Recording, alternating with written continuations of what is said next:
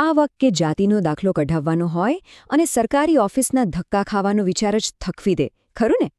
પણ હવે એ બધું ભૂલી જાઓ, કારણ કે હવે આ જ કામ ઘરે બેઠા સીધા આપણા મોબાઈલથી જ થઈ શકે છે. કેવી રીતે? ચાલો, આજે આપણે આખી ડિજિટલ પ્રોસેસને એકદમ સરળ રીતે સમજીએ.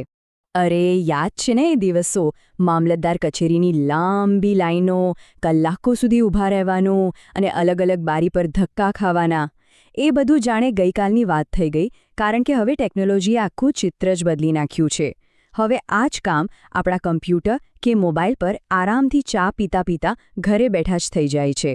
તો સવાલ એ છે કે આ જાદુઈ બદલાવ આવ્યો ક્યાંથી? વેલ, આ બધી જ સુવિધા પાછળ એક જ નામ છે: ડિજિટલ ગુજરાત પોર્ટલ. તો ચાલો જોઈએ કે આ પોર્ટલ કેવી રીતે સરકારી કામને આપણા માટે એકદમ સહેલું બનાવી દે છે.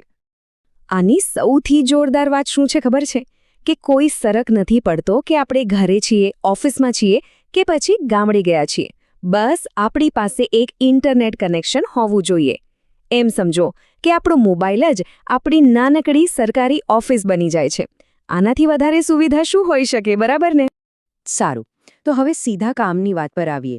આખી પ્રોસેસમાં સૌથી પહેલું અને સૌથી અગત્યનું પગલું છે આ પોર્ટલ પર એકવાર રજિસ્ટ્રેશન કરી લેવાનું, એટલે કે આપણું એકાઉન્ટ બનાવી લેવાનું. અને ગભરાવાની કોઈ જ જરૂર નથી. આ પ્રોસેસ એકદમ સિમ્પલ છે. ડિજિટલ ગુજરાતની વેબસાઇટ પર જઈને માત્ર એક જ વાર રજિસ્ટ્રેશન કરવાનું છે.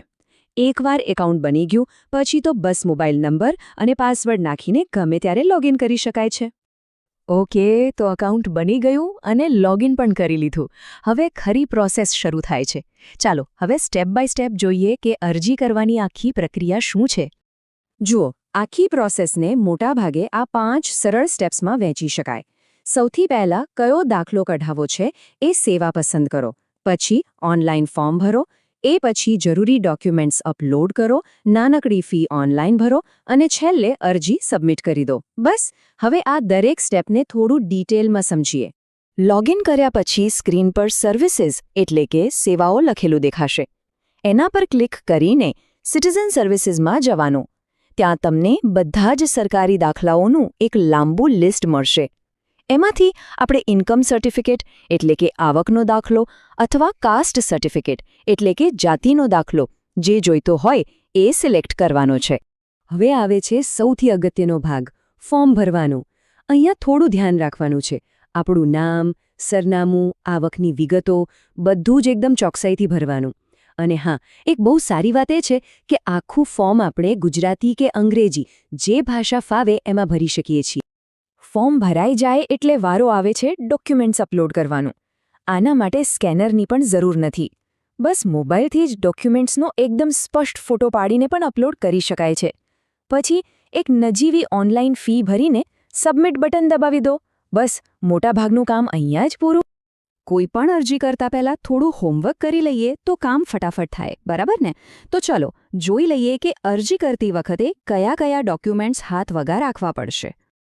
તો જુઓ, આવકના દાખલા માટે મુખ્યત્વે આધાર કાર્ડ, રેશન કાર્ડ, ઘરનું લાઇટ બિલ અને આવકનો પુરાવો જેમ કે તલાટીનો દાખલો એ જોઈશે. અને જો જાતિનો દાખલો કઢાવવો હોય તો સ્કૂલ લિવિંગ સર્ટિફિકેટ જેને આપણે LC કહીએ છીએ એ, પિતા કે કુટુંબના કોઈ બીજા સભ્યનો જાતિનો દાખલો, રહેઠાણનો પુરાવો અને આધાર કાર્ડ, આટલા ડોક્યુમેન્ટ્સ તૈયાર રાખવાના. ચાલો, બધી મહેનત કરી લીધી, અરજી પણ સબમિટ થઈ ગઈ. હવે એ સમય જેની આપણે સૌથી વધુ રાહ જોતા હોઈએ છીએ, આપણો દાખલો હાથમાં મેળવવાનો. અને આ સ્ટેપ પણ હવે એકદમ સરળ થઈ ગયું છે. આ એક વાક્ય છે ને, એ જ આખી પ્રોસેસનો નિચોડ છે. તમારે કચેરીએ ધક્કા ખાવાની જરૂર રહેતી નથી. આ જ તો સૌથી મોટો ફાયદો છે.